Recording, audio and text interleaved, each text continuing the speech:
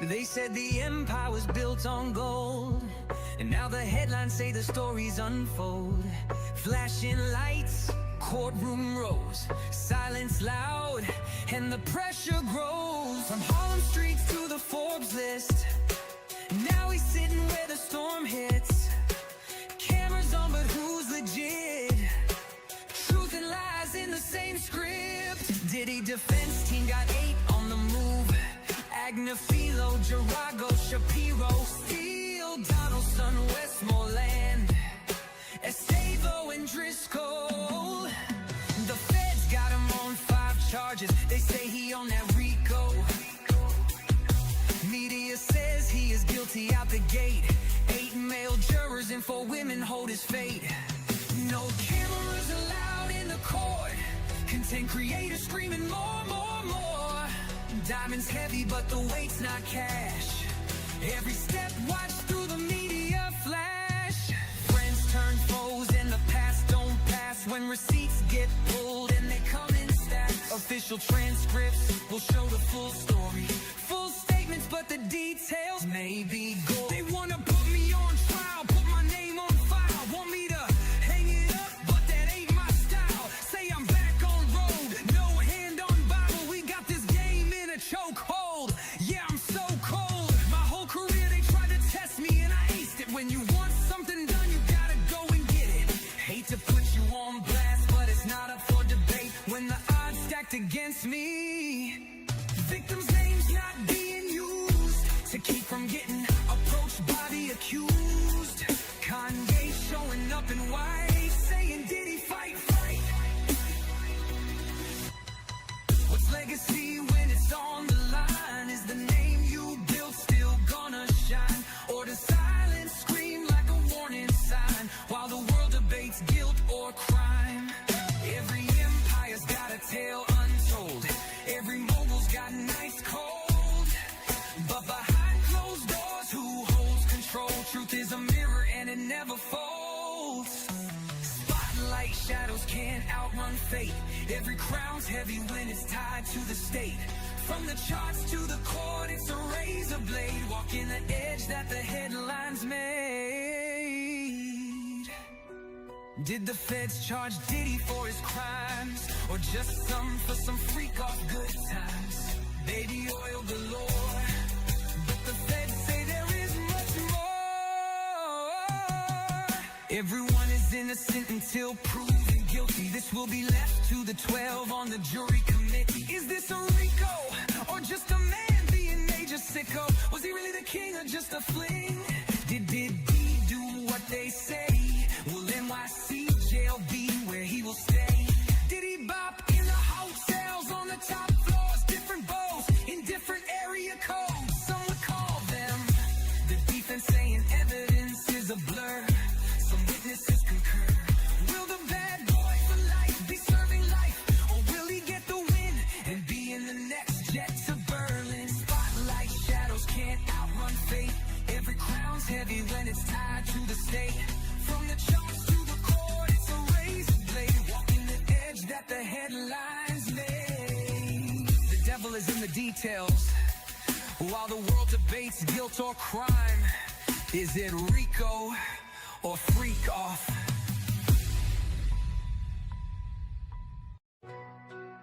Diddy says he is love, love, love.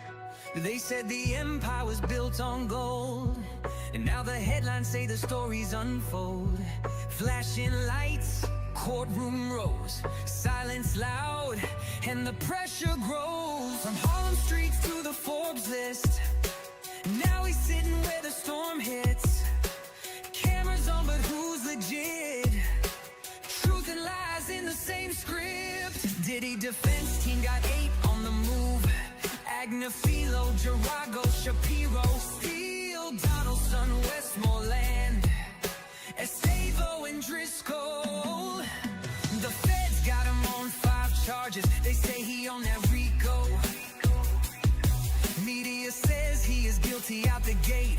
8 male jurors and 4 women hold his fate. No cameras allowed in the court. Content creators screaming more, more, more. Diamonds heavy, but Hey everybody, it's me, Sylvia. I'm back. I've been doing some homework for you guys, and I wanted to share some things that I've learned about in regarding to Diddy's case and in regarding to his sentencing. Remember, I told you guys that there's a new law that will take place very soon, as of November 1st. Remember, we were talking about that, and let me show it. Shows the adoption of the new sentencing guidelines, the changes, and more confinement, home confinement, and things like that. That's going to take place on November 1st, 2025, and a lot of the change that occurred was when President Trump was in his first term. He put out a law, but it never went into effect, and it's slowly becoming into effect. As of the beginning of the year, they got a new BOP director, and then the second in command of the BOP. And this second guy served time in the federal prison system. So he knows some of the things that are happening with some of the things that the inmates need, some of the things of the reforms that he wants to put into place. And so I went and I got some homework done for you guys, and I'm going to try to break it down because you know me, I like to be a teacher. That was like my dream to always been a teacher, but because I did not follow my dream, I went to finance, and now I'm trying to. That's one of the reasons why I do YouTube and things like that, so I could bring you information that I research and find out for you guys, so you guys can use it, educate yourself, and do more research so you can find more information out about it. Okay, so this is the website that you guys can go in, and you can go and read the actual changes that were implemented, right? So I'm gonna put the link in the chat for you guys can go in and pull it up yourself, right? Here it is. I'm gonna put it in the chat, and you guys can go fumble through the pages because it's actual PDF. They have PDF readers friendly and the official text, so you can guys can go in there and you can read it yourself. You can go and see what are the changes and stuff like that. But I did do a little bit further work. Okay, someone had sent me an actual attorney who's talked about the amount of time that um, Diddy is going to serve, and he says, "You guys, he's not going to serve the whole 4 years, not even the 2.5 years." He said that Diddy was most likely going to come home by next July. And I'm going to show you why he said such a thing, because there are some things that are playing in Diddy's part that's helping him, that's going to help him to get out. And you read some of the stuff that he was doing inside the prison. So he has already been working on some things himself. Okay. Now, I'm going to play what this was on IG, and the person that posted it was the official Club Diddy posted this. Okay, and oh, you read it? Okay, all right, good job, Lisa. All right, I'm gonna play this for this guy, and then. Hi, my name is Josh Colesrud. P. Diddy was just sentenced to 4 years and 2 months. But how long is he really going to spend in prison? Well, let me tell you, he qualifies for the First Step Act, which means that he only has to serve 50% of his.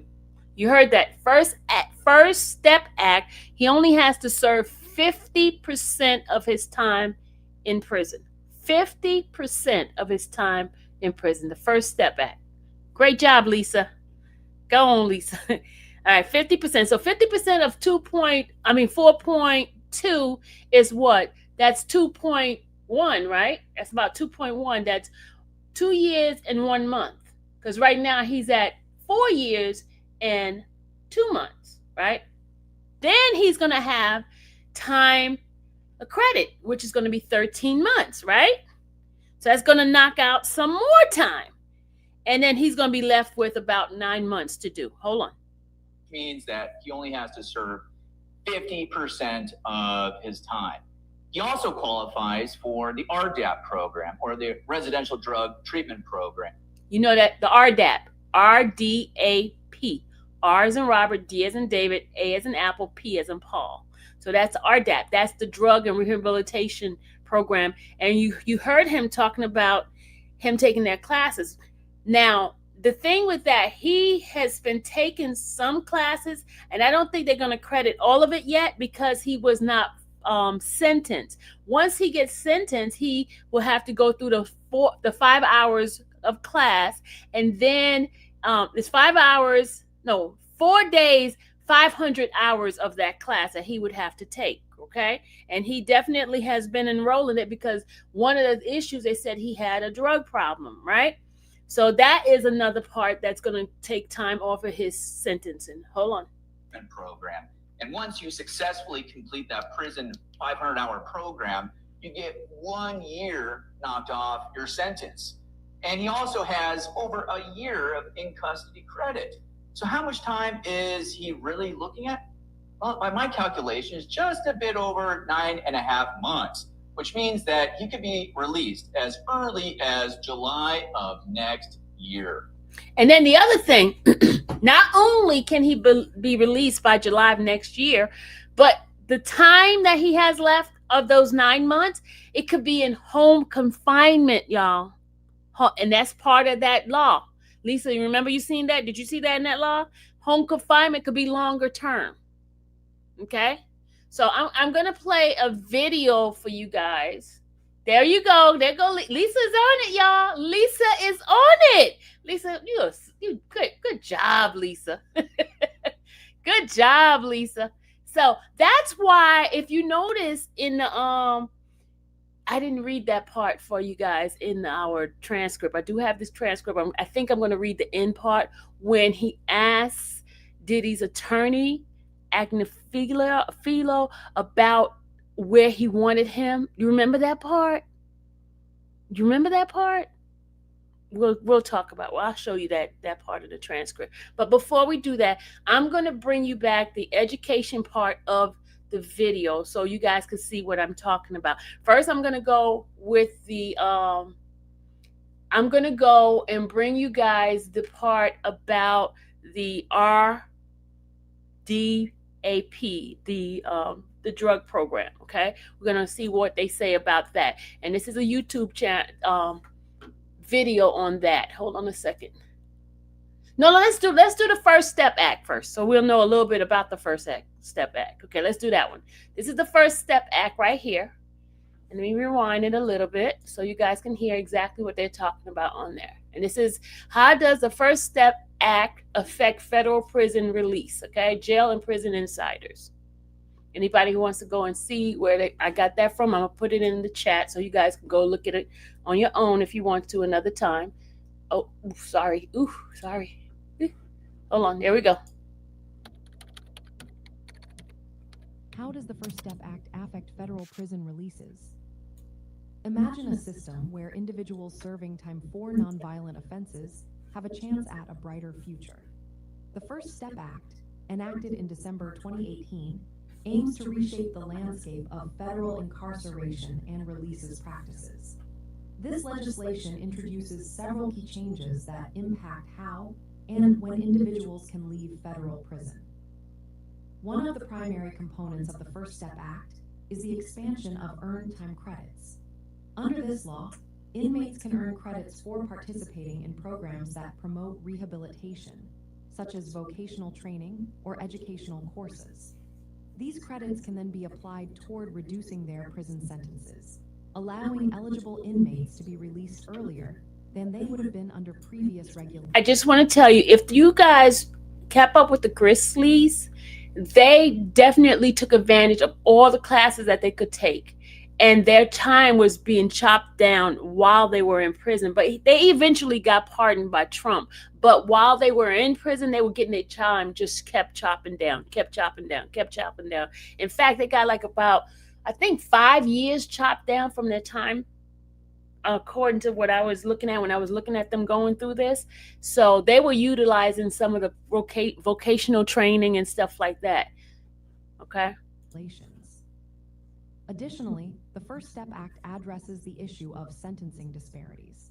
It retroactively applies the Fair Sentencing Act of 2010, which reduced the sentencing disparity between crack and powder cocaine offenses. This change means that individuals who were sentenced under the old guidelines may have their sentences reviewed and potentially reduced, leading to earlier releases dates for many. Furthermore, the legislation enhances the ability of inmates to transition back into society.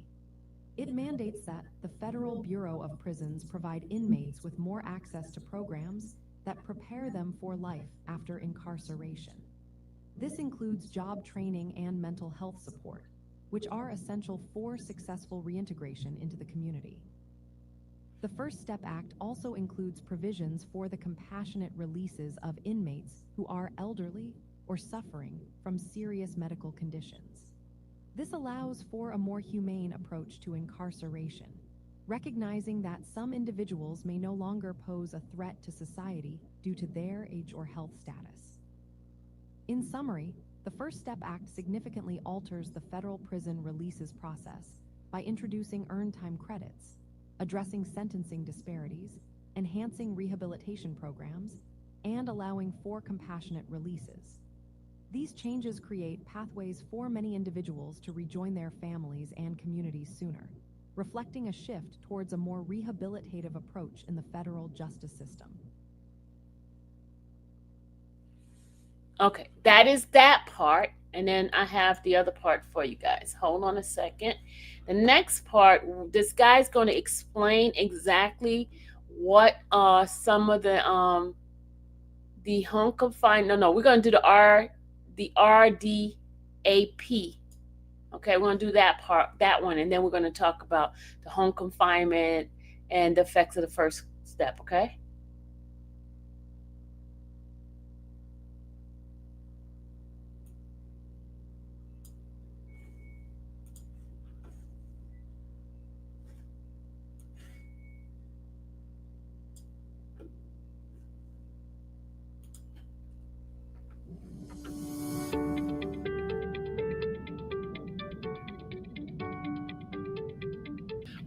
One of the most popular programs also is they call it the RDAP program, RDAP, which stands for the 500-hour residential drug abuse program.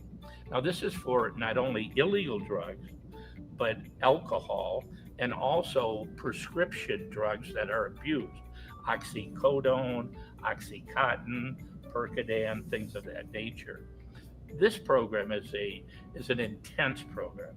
It's 500 hours. It classes 4 days a week, usually 3 to 4 hours in the morning or 3 to 4 hours in the afternoon. And this program helps the inmate to realize his substance abuse issues and to overcome them in the process of this program. Like I said, it's a very intense program, but they give incentives.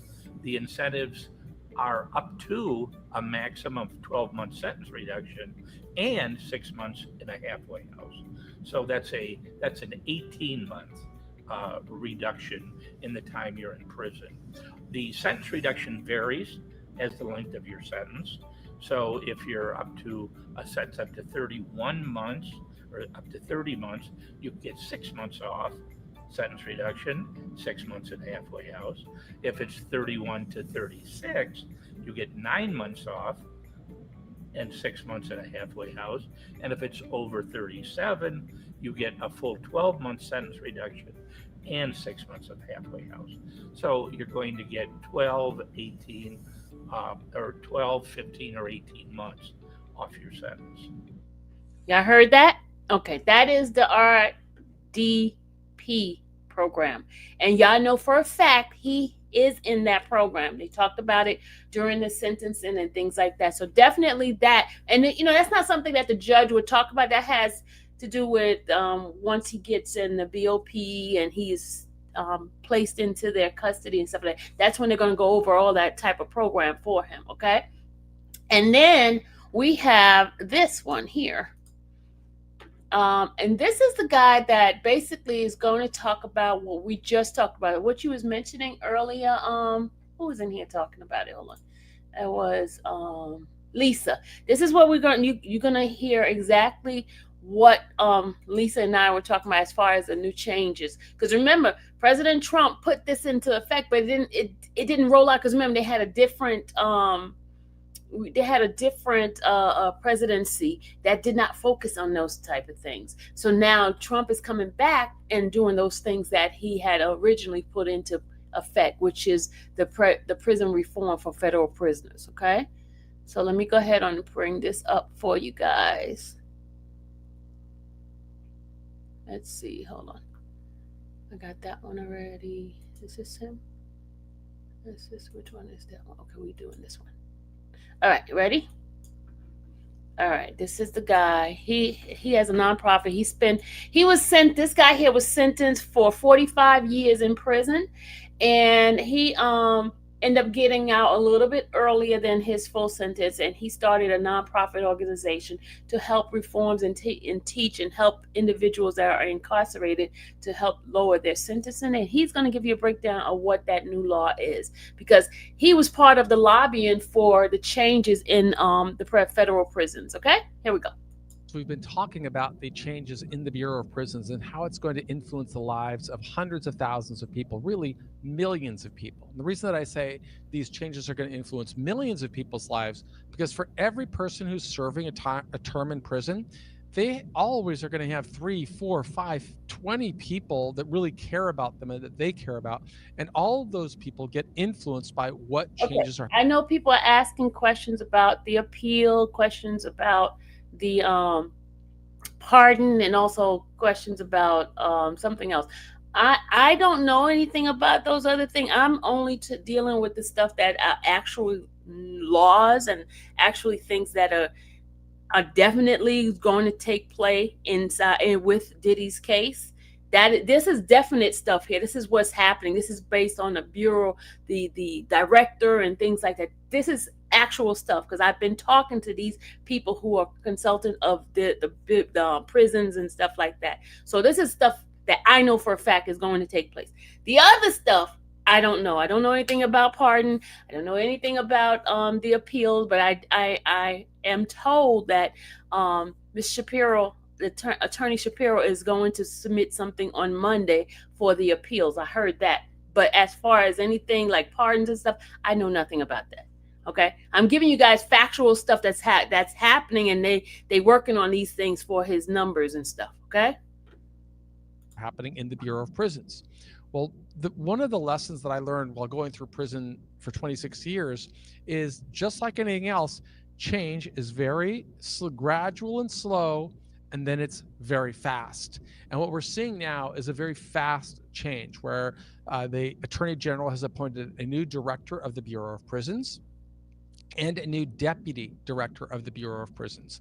The big change is that the deputy director of the Bureau of Prisons once served time in federal prison, and so he really understands the complexities of what goes on inside of that environment. And I believe that he would also know what changes could we make to make things better.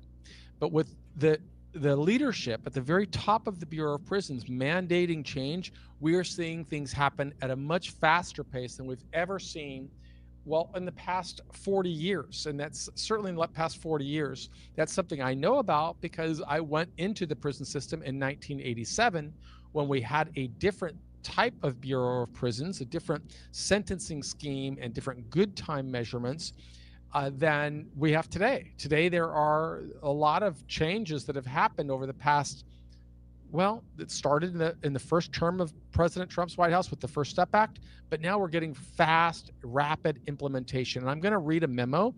This was just created on June the 17th. And let's just read it. It's on the Bureau of Prisons website. If you go to the Bureau of Prisons website and you look at their press releases, you will see this one from June 17th. Which is just a couple of days ago. So let's just read it. The Bureau of Prisons issues a directive to fully implement the First Step Act and the Second Chance Act. Well, that's a big deal because President Trump, the first term, signed that law in 2018, but it took a long time to roll out. Now, that was part by design and part by factors outside of our control and part by just the slow-moving bureaucracy, okay? When it was initially drafted and signed into law, the law itself said it was going to take a year for the Bureau of Prisons to put together the classification system that would measure pattern scores, which is the acronym that stands for whether a person is a high or a low risk of recidivism, because Congress mandated those changes. So it took a year for them to put that program together. It didn't exist before. And then there had to be training for staff. And then COVID came, which slowed things down. So it's been a very slow, gradual rollout. But now we're seeing things happen very fast. So this is to fully implement the First Step Act and the Second Chance Act. And basically what that means is there's going to be more of a movement to send people who qualify to home confinement at the soonest possible time. So let's continue reading the memorandum. In order to restore integrity and fiscal responsibility to the federal prison system, the Bureau of Prisons today issued a policy memorandum to staff directing the robust and comprehensive implementation of both the First Step Act of 2018 and the Second Chance Act of 2008, two bipartisan cornerstones of modern criminal justice reform. Now, again, these are the biggest pieces of prison reform legislation since 1987, when they implemented the 1984 Comprehensive Crime Control Bill, which did away with parole and really changed the entire good time structure. So let's continue. This is the dawn of a new era, one in which the Bureau of Prisons will realize the full potential of the First Step Act and the Second Chance Act, said BOP Director William K. Marshall III. So here he is drawing a line in the sand. He is being very clear. We are going to do this, and you can hold me accountable for doing that. Let's continue. The comprehensive policy outlined today will eliminate barriers to maximize the availability of home confinement to those who qualify for community release under the First Step Act and Second Chance Act. So there are some very clear indications here. What does that mean? Those who qualify. Well, the First Step Act goes to anybody who is in federal prison. Some people can get earned time credits. Some people cannot, based on their backstory. But if, based on the words in this memorandum and the law itself, the Bureau of Prisons has enormous discretion on who it sends to home confinement. So this is a very big change that did not exist before. So let's continue. This change in policy will fully operationalize the laws intended by Congress and ensure a smoother transition for many individuals to return to productive lives after incarceration. Okay? Very big deal, because the focus now is making people successful upon release. And we are big believers in that in our nonprofit. We believe in this concept of earning freedom. The harder a person works, the more that person should be able to advance or accelerate a pathway to success. This program didn't exist when I served my sentence, and I was in there for 26 years because it didn't exist. It is the reason behind all of our work, including earning freedom, conquering a 45-year prison term, which we have used as an advocacy tool, arguing on why we need these kinds of reforms that are now going to become much faster into implementation. And let's continue reading. The new policy announced today will have immediate and meaningful benefits. It will avoid wasting millions of taxpayer dollars on unnecessary incarceration. I will say that in my own case, I used to argue that I was as ready to be released from prison after 8 years as I ever would have been. By the time I went into prison when I was 23, after 8 years, I was 30, in my very early 30s. I had a bachelor's degree, a master's degree. I would have been young enough to build a career and build a life. But instead, I had to serve another 18 years in prison because there was no mechanism. So it was a total waste of taxpayer resources, unless you are measuring results by saying, we want to incarcerate more people than any other nation on the planet, and we want them to serve more time, and we want to have failure upon release and intergenerational cycles of poverty. We got to have change. So this is this change that avoids wasting millions of taxpayer dollars and human lives, by the way. Reduce strain on prison bed space and staffing, right? That's a big problem in the Bureau of Prisons. They haven't been able to get enough staff to devote their careers to working in prisons, and by letting people out, they can close a lot of prisons, hopefully all minimum security camps, and hopefully introduce concepts such as work release programs. You know, that even if a person has a crime that does not qualify him for earned time credits, that doesn't mean that person doesn't qualify to go to a program like halfway houses, or home confinement if they have demonstrated they've worked hard enough to do it. Now, bullet point 3, eliminate prolonged and unnecessary burdens on inmates and their families, particularly those with stable home environments and strong community ties, right? Huge deal. That implies people have the power to influence their future, which is really what we've been advocating for since the very beginning of our nonprofit. And I really want to thank all the people that support us to get this message out.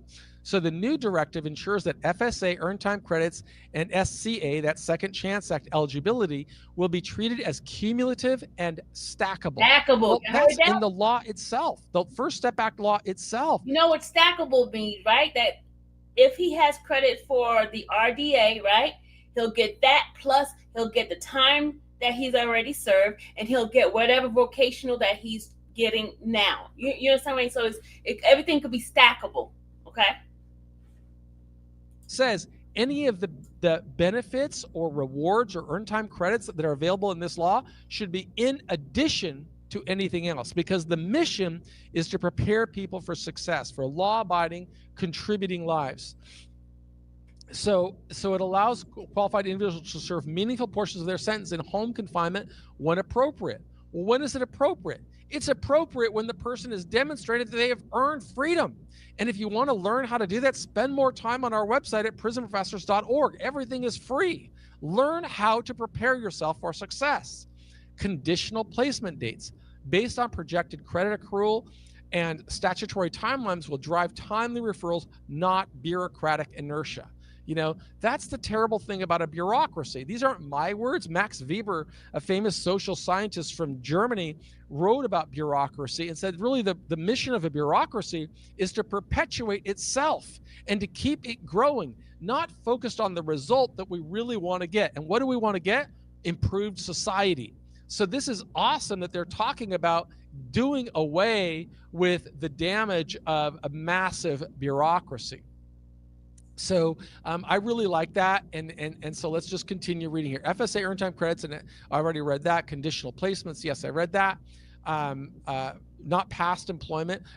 Conditional placements based on credit, actual, and statutory timelines that drive timely referrals, not bureaucratic inertia. That's what I read before. Stable housing and community reintegration readiness, not past employment, will guide decisions, right? That's a big thing that we frequently talk about on Prison Professors, is that your life is about the future. The Bureau of Prisons and all of these agencies are about iterative progress. It's not about what you did in the past. You may have had a great career before, but what have you done since the judge said, I hereby sentence you to the custody of the Attorney General? The more you can memorialize and document that pathway, the better you are going to be positioned for a better outcome. Stable housing and community reintegration readiness, not past employment, will guide. Okay, great. RRC bed capacity limitations will not be a barrier to home confinement when an individual is statutorily eligible and appropriate for such placement. Director Marshall continued, this action marks a bold shift from years of inaction toward policy rooted in public safety, fiscal responsibility, and second chances. By empowering the agency to release more people who are ready to return to society, we are not only saving taxpayers' dollars, we are, oh God, I ruined that. So we strengthen families, ease overcrowding, and build safer communities, right? So instead of focusing on the process of locking people in prison, we're going to focus on the result, building safer communities and helping more people emerge with their dignity intact and opportunities to prosper. If you want to learn what steps you can take, use our website. Just visit prisonprofessors.org, because I always make 3 promises. 1, never going to lie to you. 2, I'm never going to ask you to do something I didn't do. And 3, never going to charge you a penny. Everything on prisonprofessors.org is free. Somebody has to do the work, and nobody should be working harder than you to prepare for the best possible outcome. My name is Michael Santos. I'm the founder of Prison Professors. I served 26 years in prison, and I believe in you. So if you believe in this message, please pass it along and share it on social media. Become a member of our community, subscribe to us, and just start working toward yourself. Be the change you want to see, and be cool. All right, that is this is the information I want to bring to you guys. So You know me. I've been talking to everybody. I've been talking to attorneys. I've been talking to. Remember, I told you about that lady that I had gotten in contact with. She did a book, and she was in prison herself, and she started doing this consulting for prisoners and stuff like that. And she's been lobbying for prison reforms, and there's a lot of different people I've been talking to who are in who are part of the movers and shakers of changing and having reforms inside the prison system. So everyone that I have spoken to has already told me that the time that he has been given, he's not going to be in there that long. And also with the work he has already started, the work that Diddy has already started, it's already showing. Even with his evaluation that he got from the prison itself, you know, him starting the class and him, everything was lined up. So he will be out before you can blink your eyes, y'all.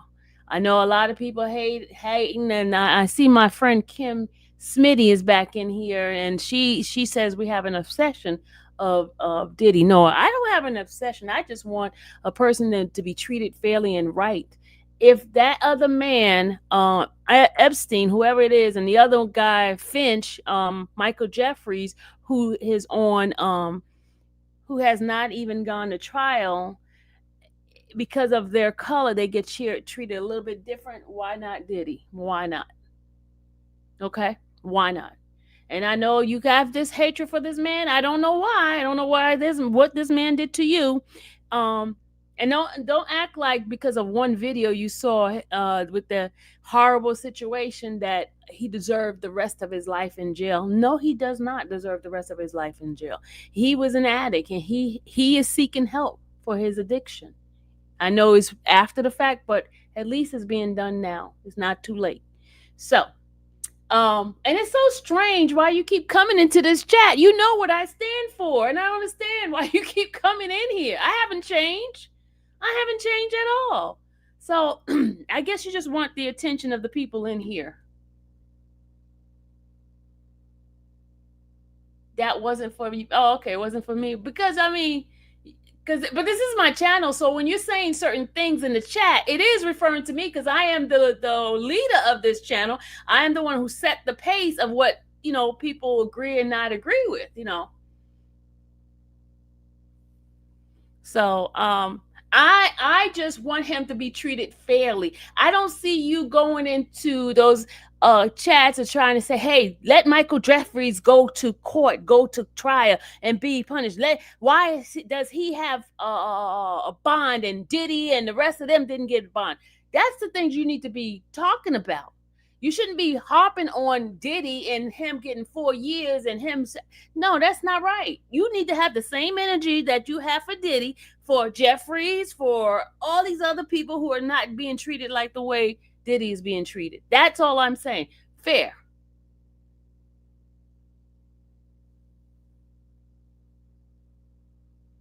That's all I'm saying. Everybody should be treated fairly.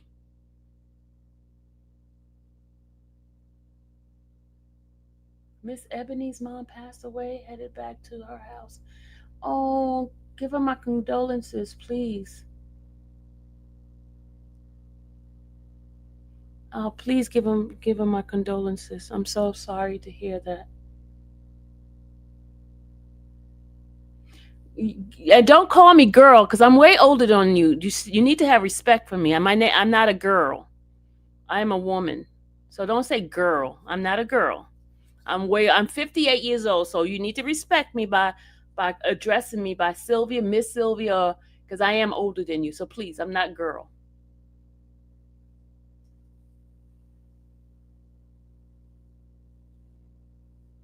Okay. Thank you. But that's it. That's it. I just wanted to give you guys that information because I've been doing some homework for you guys, digging and giving you guys facts. I'm not giving you guys fake news or wishful thinking. The law goes into effect next month, November 1st, okay? Next month.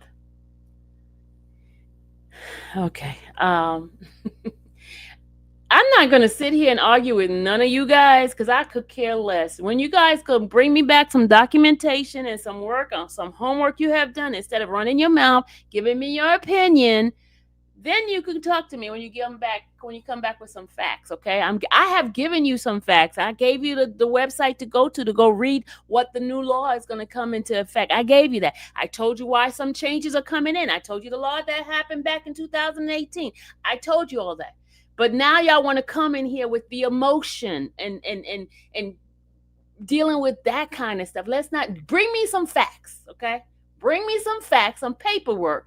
Then we can talk. You could work in the system and not know everything that's going on in the system, Mary Pratt. When the last time did you read the new law that's going into effect? When did you read that law?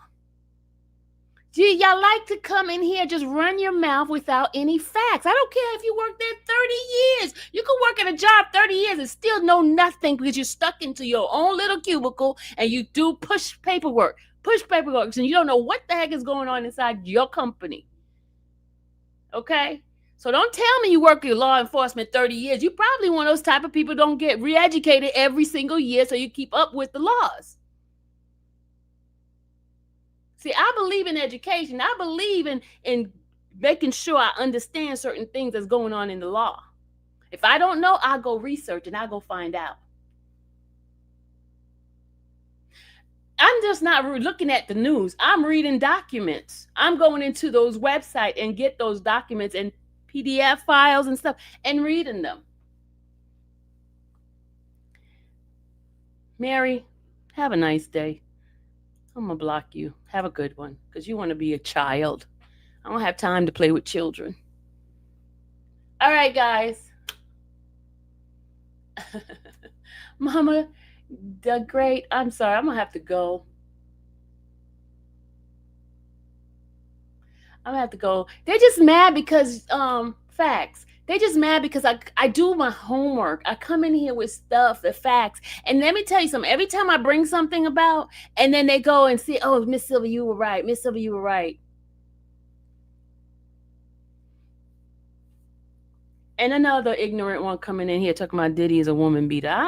We're not dealing with that. We're dealing with the facts, what he was convicted of.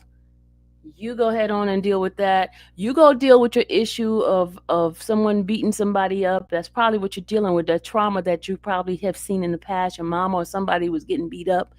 And I think you need to go seek some help, because if you're still carrying that and not healing, you're going to bring that to your children. Okay? It does feel, 4 years does feel like 7 years. You're right. You're right, B-Show. All right, let me go ahead on and get off because y'all, I'm going to start getting nasty and y'all not going to like me and not going to like me once I start getting in the other side of my Pisces self. So let me get off this because I want to stay professional, okay? I want to stay professional. That's why I'm not liked, because my mouth just be flying off at a whip. Then I'll be doing mama jokes and stuff. Like, I need to get off. You guys have a great day because Mama Jokes is about to come out in a minute. I'll see you guys later. Have a good one, y'all. But Diddy might be coming home before if they get appealed. Yeah, definitely. So I'm going to get off because I feel the mama stuff coming out of me. Okay. And I'm trying to stay professional. Where's my helpers at? Where's Coco? Where's Ann? They Serena, they just left me, and now I feel a mama joke coming out, and I can't do the dozen today, not tonight. Can't do the dozens, can't. But I go to the. Oh, I did want to show you guys something about this guy. Hold on a second. Hold on. I did pull up his page, his channel. He has a timeline. His timeline. Here's his timeline. He was arrested in 1987. And let me tell y'all something. This is a man that was a drug cocaine dealer, right? And he was sentenced for 45 years, right? He ended up only doing 26 years, right? But during his time in prison, He educated himself. You see, he got a master's and all this kind of stuff. And he was able to get out. And his life changed. Just because were in federal prison doesn't mean that you cannot change. Everybody deserves a second chance, only if they're willing to change, okay? So I believe in change. I believe if a person put their mind right, I believe Diddy is at the point of that change in his life. His children testified with it when they did the impact statement. He's been working on himself. And for that man to get up on that thing, it's hard for a black man to get up there and say, I'm sorry.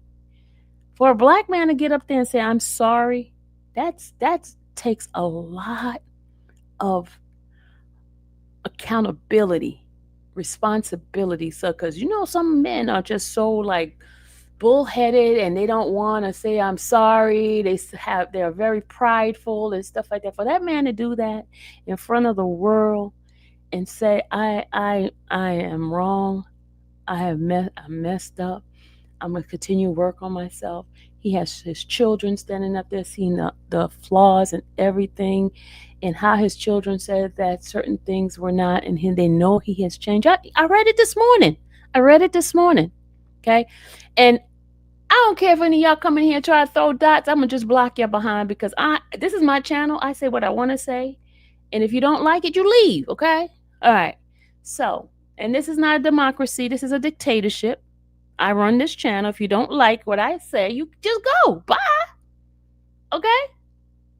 I'm that type of person. Okay?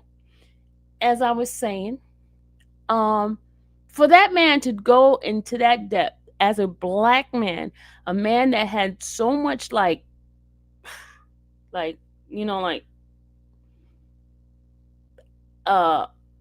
testosterone, or that I'm the man, I run things, I'm the king, that type of attitude, and then for him to just crumble and be on his knees, and when he got that not conviction of the RICO and all of this, he got on his knees. Y'all, I was inside the courtroom and he got on the knees, right? He got on his knees and he was thanking God, and all these people say, oh, that's only because he's in prison. Yeah, there are people who do that kind of stuff, but I don't think he's that type of person, because he's too prideful. And for him to break down the way he has and being very vulnerable, and what his kids have said, what his children have said, man, I believe him. I believe he has changed. I believe that he is very sorrowful. I believe he's remorseful. I believe he's have accountability for his action. I believe him.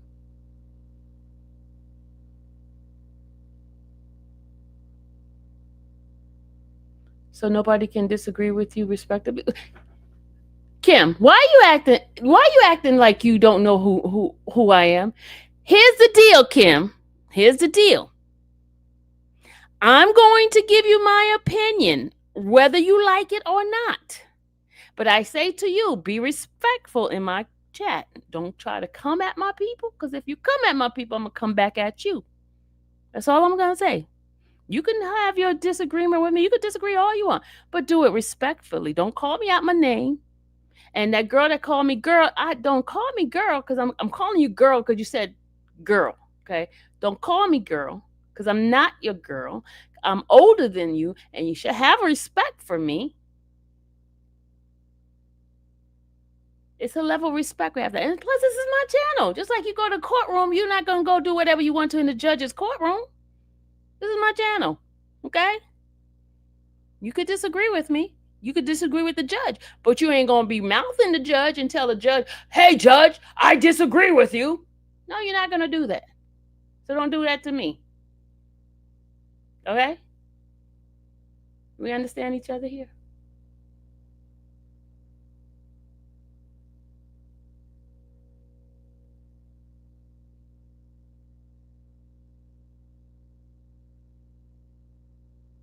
Your people came for with SF. What's that? Your people what? They disagree that Diddy can't change, but think because Cassie got married and had kids, she changed. It's a double standard, Kayla. It's a double standard. It's a double standard. Let me go because I see why these people keep.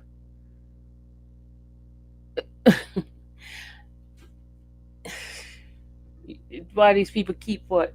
Coming at you? Because you coming at them. I've seen you say stuff. They're not even paying attention to you, and you be like nagging and nagging and nagging. But you keep nagging at them. I mean, come on, Kim. Take responsibility and be accountable for what you do. Don't act like you're an innocent one, the bystander, and you didn't do nothing. You ain't do nothing. Don't do that. Don't do that. Let's not do that. All right, let me go back to talk about this man. He went into he got arrested in 1987. He went to trial. He was 23 years old. He had his trial in 1988. Right, he was arrested in 87. Um, while got convicted, he got 45 years sentence. Right, while he was in jail, he started reading and building his mind and learning and changing his thought pattern. The first book he read was Socrates, right? He said one of the officers brought in that book, and then he turned around, he read Frederick Douglass, right? No, he read Frederick Douglass first, then he read Socrates, then he read Nelson Mandela's book, and then he read some other books, right? And then he said those books helped craft his mind, helped him to change from his thought pattern, and he started believing in himself. Then he turned around, he graduated, he got his bachelor's degree, and then turned around and got a master. All of this was done while he was in prison. While he was in prison, serving that 45 years time, he did all of this, improving himself, helping himself to come out and be a productive citizen of the United States. He got his bachelor's degree in 1992, and then he did his peer review. He started writing books and stuff while he's in prison, y'all. Then he went and got his master's. 3 years later, he got his master's degree. Next book he started reading is Chicken Noodle Soup for the Soul. That is one book I encourage a lot of people to go ahead and get that book, listen to it, because it'll give you some inspiration of changing your life and build yourself a network that will help you during the time of needs in life. It gives you a pattern. It gives you a plan, like in Habakkuk tells you to write the plan, make it clear, and though it tarry, don't wait for it, it'll come about eventually. I'm paraphrasing in my own word, okay? But he read that book, then and turn around while he's in prison, y'all. He gets married. There's there's a whole bunch of these people get married to prisoners. I don't know if I could do that, but I don't know if I could do that, but he got mad. She held on, married a man that's in prison. I don't know me, but she did that, and he eventually got out of prison. And he started this program, and he's been advocating for those who are in prison. He started, and he has changed. He has never went back to prison. He's been writing different books. He started different programs. He goes in and help consult those that are in prison. He has also did a blueprint of different avenues on how to help them to wean themselves back into society. So he's been very successful in his reviews and also the work he has done. He's also goes and he speaks in different arenas, talking about the reforms and different things in the jails and stuff like that. So he went to Stanford Law, and he was invited to publish with her at Stanford Law School, right? And then all of this, and he got released on August 2012. He was released, right? And then after his release, he went and did a speaking engagement at Stanford University, and he also started building on his career, and he's just been going all the way. Okay, so people do change, and those that want to change, they change tremendously. Okay, so, and I believe that Diddy has changed. Diddy is going to do the work to continue to move forward and to be there for his family. I know he loves his family, and that is his anchor. What's going to help him to be successful. All right. So my wonderful people and the folks that can't stand my guts, I'm just going to tell you, I'm going to stand on what I believe, and I don't care if you guys like me or not. And one thing you can always say, Sylvia is going to ride hard for you until the wheel fall off. She is not going to deviate. She's not going to be one of those fly-by person. She's going to stick there right with you. My girlfriend told me one time, if I ever go to prison, I know who to call on. I know you will be out there fighting for my release. And I will. I'm that type of person. And that's why half of people can't stand me. They're like, oh, how can you stand there for a pedophile, for this, for that, for that? I want to talk about the whole R. Kelly thing. Okay. From rumors, right?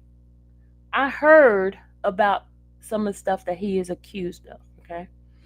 And sometime where there's smoke, there is fire. Definitely on that, right?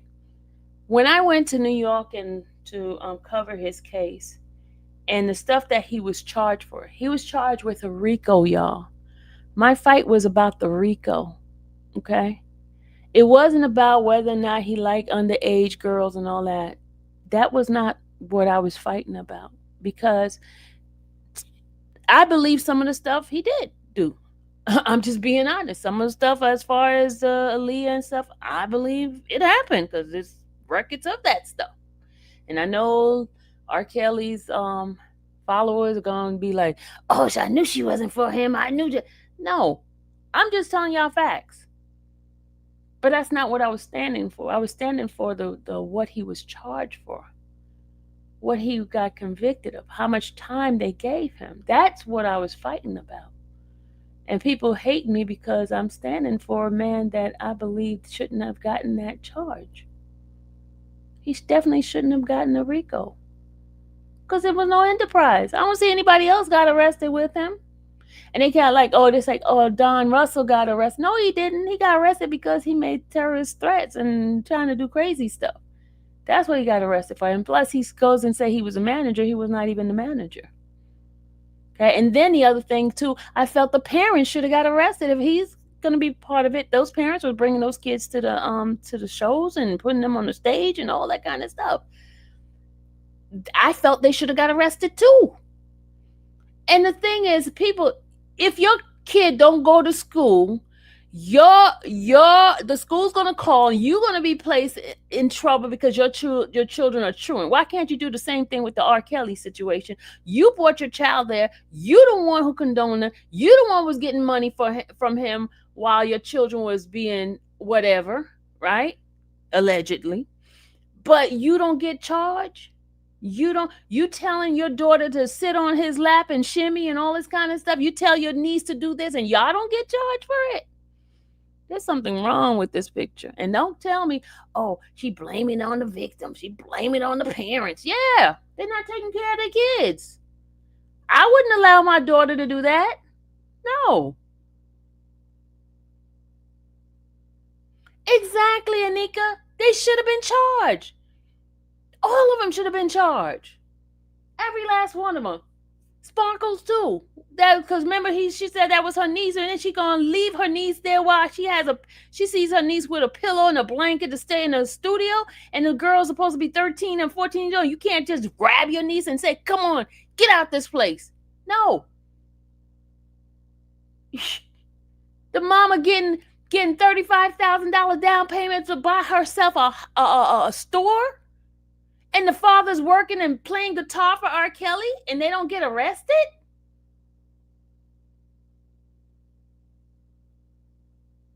Yeah, do you guys want to understand what I'm talking about? That when I say that, it's not because I feel that R. Kelly is a super innocent guy. No, I'm saying he got charged for a RICO, and RICO is supposed to be 2 or 3 people that in an organization is supposed to be. He was the only one that got convicted. Nobody else was on that round table in New York as a RICO. Nobody else was there.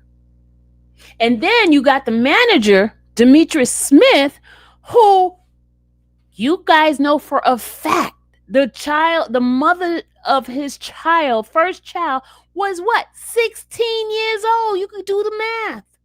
Did he get in jail? Nope. He was used as a help. That's all I am saying, guys. That's all I am saying. You know, I want everybody to be treated fairly, and the same treatment one person get, all of them should get. That's all I'm saying. You know, that's it. I'm not here to justify anybody's action. I'm not justifying nobody's action at all. But I feel after the Diddy trial, what I heard, what the people were sitting on the witness stand lying and saying, and they were called out. They were called out by the attorney. Okay?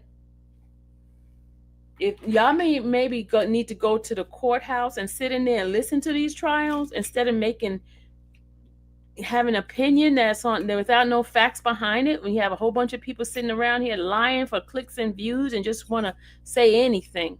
And y'all believe it. Y'all believe the stuff they just saying. And without any kind of documentation, they could be dead wrong, but y'all believe it. Y'all run over there and get them numbers, links, and super chats and all that kind of stuff, because y'all like being lied to. Y'all like fake news. Y'all like just made up stuff just to fit into your narrative.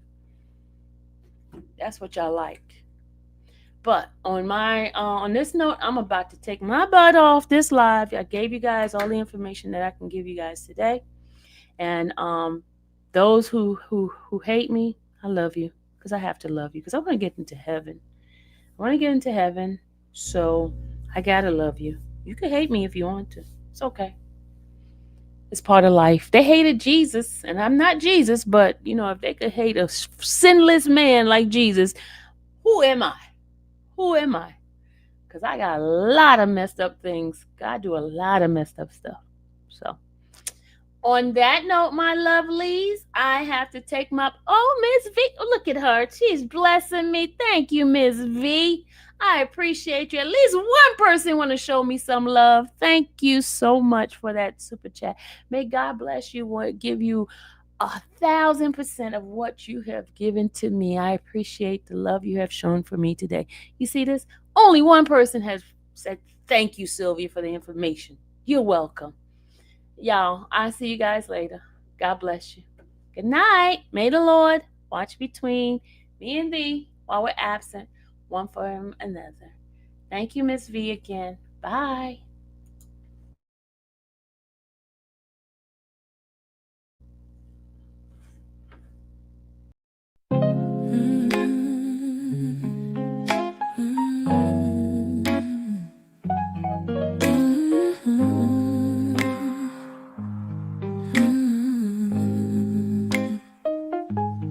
Thank you for watching the infamous Sylvia channel, where laughter and fun make up our panel.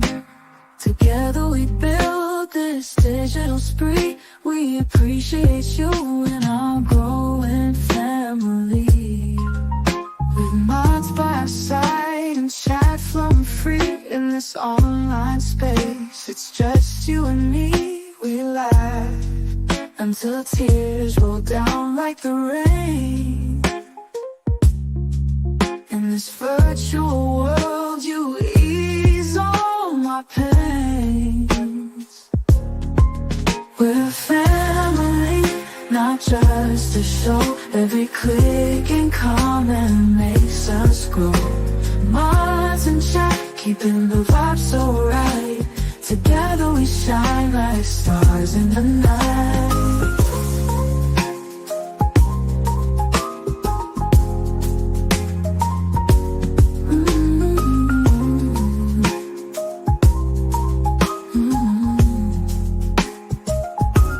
We cherish the moments, the highs and lows, from the latest gossip to stories untold. You're more than a viewer, you're part of the crew in this space of ours.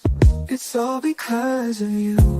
This digital world where emotion is shared. Every post and reaction showing we care. The love is real in this virtual domain. With every sign, enjoys what we'll gain. We're a family, not just a show. Every click and comment makes us grow. Mars in check, keeping the vibe so right. Together we shine like stars in the night. We're a family, not just a show. Every click and comment makes us grow. Mars in check, keeping the vibe so right. Together we shine like stars in the night.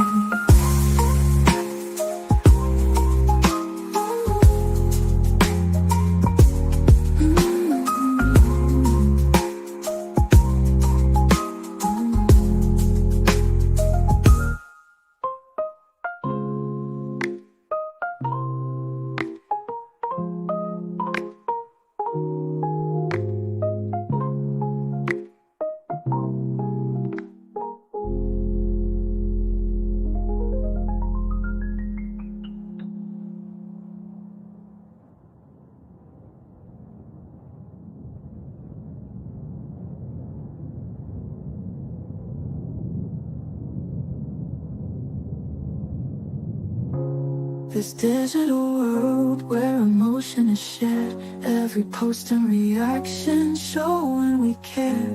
The love is real in this virtual domain. With every sign, enjoys what we'll gain. We're a family, not just a show. Every click